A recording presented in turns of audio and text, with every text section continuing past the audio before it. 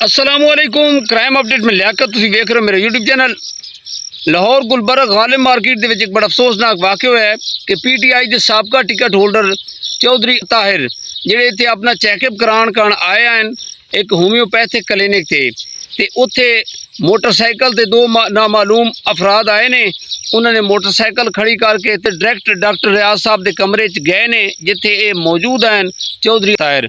उन्होंने बेदरीक फायरिंग की है, फिर वो फरार होने कामयाब हो गए और चौधरी ताहिर की उत्थे मौत वाक़ हो गई। इस वाक़े तो बाद इस गालिब मार्केट होम्योपैथिक क्लिनिक के अफरा तफरी मच गई। 15 ते कॉल हो गई। आया चौधरी अब्दुल्ला ताहिर साहब की ये दुश्मनी आई, ये मारन वाले कौन है सी और ये क्यों चौधरी अब्दुल्ला ताहिर उन्होंने मौत के घाट उतारिया।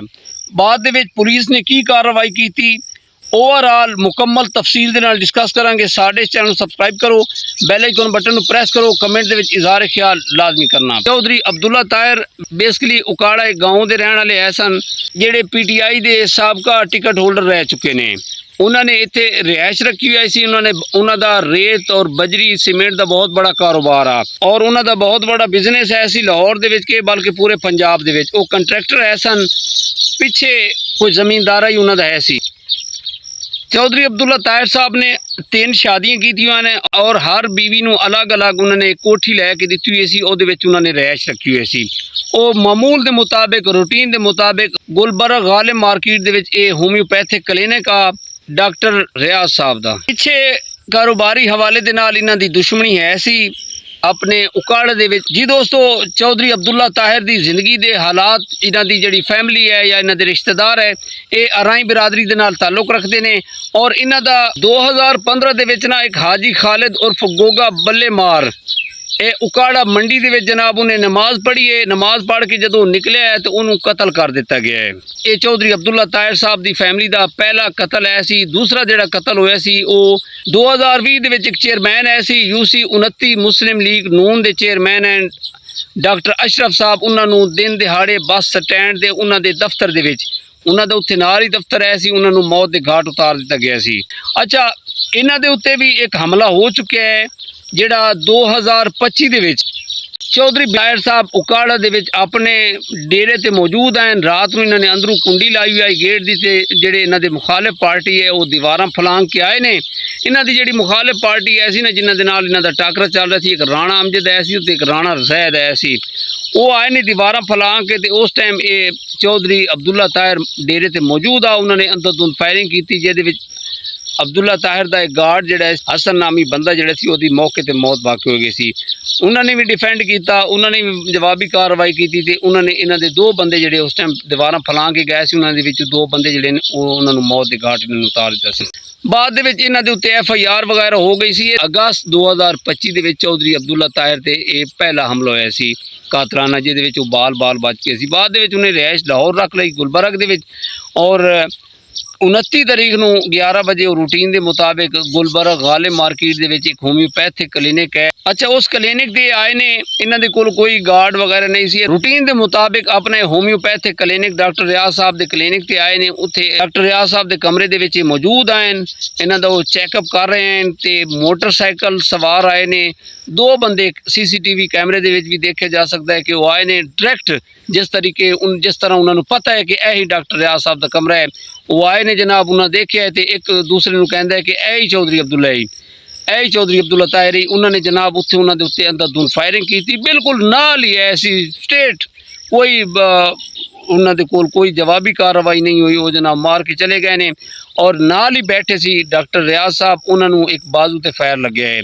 बाद दे विच थड़थली मच गई इस होम्योपैथिक क्लिनिक के 15 ते कॉल हुई, 1122 ते कॉल हुई। इतनी देर चौधरी अब्दुल्ला ताहिर साहब की ना हलाकत हो चुकी आई। फिर इन्होंने डेड बॉडी ने हॉस्पिटल शिफ्ट किया गया है पोस्टमार्टम लई और रेस्क्यू टीम ने जनाब फर्स्ट एड वगैरह दे के डॉक्टर रियाज साहब ने हॉस्पिटल शिफ्ट किया और पुलिस की भारी नफरी मौके पर पहुँच गई और कुछ देर बाद DIG फैसल कामरान साहब भी पहुँच गया। उन्होंने जनाब प्रेस कॉन्फ्रेंस की थी। उन्होंने कहा कि इंशाअल्लाह जनाब असी जल्द ट्रेस करांगे, इन्हां जिहड़े कातिल उन्होंने गिरफ्तार करांगे कि CCTV की मदद के नाल असी इंशाअल्लाह भरपूर कार्रवाई करांगे और उन्होंने टीमां तश्कील दित्तियां ने कि ताकि जिहड़े कातिल हैं इन्हां नूं गिरफ्तार किया जाए। चौधरी अब्दुल्ला ताहिर साहब दा जनाब नाम वजदा चौधरी अब्दुल्ला ताहिर साहब बड़े बिजनेसमैन हैं जनाब, और इन्होंने 3 शादियां की हैं और हर बीबी नूं अलग अलग इन्होंने कोठी लैके दी है जिहदे विच उन्होंने रिहाइश रखी हुई सी। एक कंट्रैक्टर है सन, सीमेंट बजरी रेत दा इन्हां दा बड़े वसी पैमाने ते कारोबार है सी, और पिछे ही इन्हां दी एक हवेली है सी। उकाड़ा दे बेसिकली रहने वाले सी, एक साबका PTI टिकट होल्डर रह चुके ने और नाम वजदा सी। और इन्होंने उस अगस्त के जोड़ा इन्हों के उत्ते हमला होया सी, उस तो बाद इन्होंने जनाब उत्थे रिहाइश रख लई, लाहौर दे विच ही रह रहे हैं।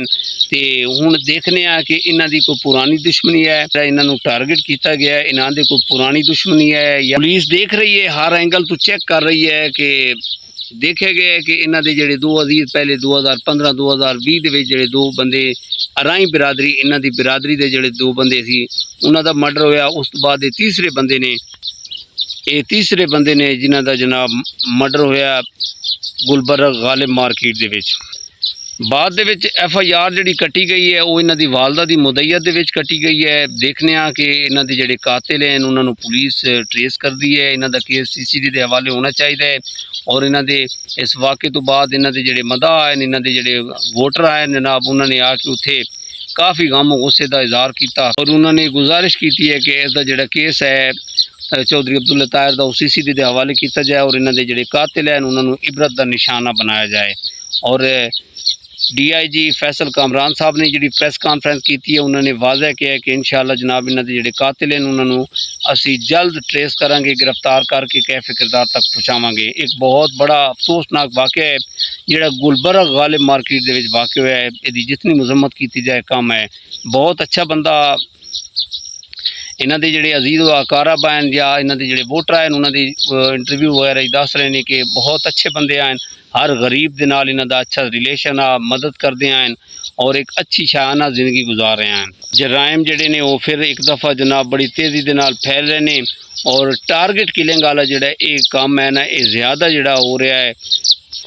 जिस तरह सुपारी लैके बंदे इनकाउंटर कर रहे हैं, साड़ी ये गुजारिश है CCTV कैमरे की मदद के नाल देखे जा रहा है, ट्रेस किया जा रहा है कि इन्हां दे जिहड़े कातिल हैं उन्होंने जल्द गिरफ्तार किया जाएगा। पुलिस छानबीन कर रही है, तफ्तीश कर रही है कि आया ये पुरानी दुश्मनी है, पुरानी दुश्मनी का असर है या कोई और सीन है।